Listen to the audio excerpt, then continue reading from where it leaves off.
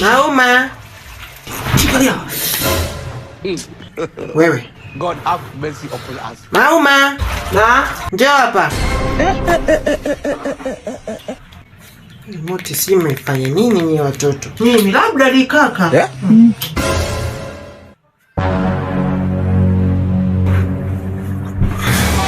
Umeweza kufua? Bado sijamaliza. Ukimaliza kufua, chukua yale mahindi mule ndani, upeleke mashineni ukasage, sawa? Sawa. Alafu mama eti kaka ana mimba. Na ukimwangalia tuwezi kuamini wala kumzania kabisa. Katumbo kenyewe kadogo. Mimba? Ana mimba.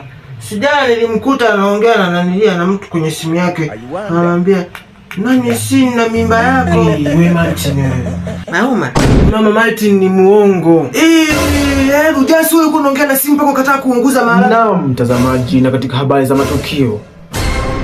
Kijana mmoja kule nchini Ujerumani mwenye umri chini ya miaka 18 afukuzwa na mzazi wake baada ya kijana huyo kukutwa na simu ya magendo. Kwa kumu na simu, si ndio? Mama ni taifa la habari tu kweli unaliamini? Kaa kimya huko mwenye tumbo la mistari kama unakula mishumaa wewe. Aiza, simu hiyo imemsababishia kijana huyo mambo mabaya sana, ikiwemo kutokufanya kazi za nyumbani vizuri na jambo jingine kubwa, kufeli mitihani yake.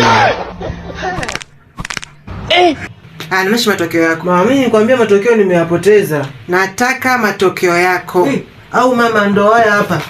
Nikakuta kwenye kile mfuko la vitu machafu lile. Itakuwa ni yenyewe. Matokeo yamejikunja kuu.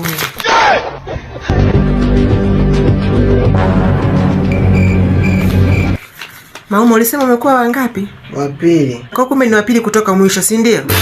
Wa mwisho. Wewe hebu tulia kwa kwanza. Hebu toka hapa. Haya tu. Sasa naomba unisikilize.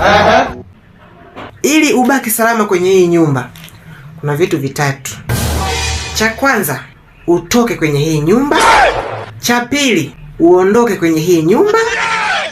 Na cha tatu, ubebe kila kitu uhame kwenye hii nyumba.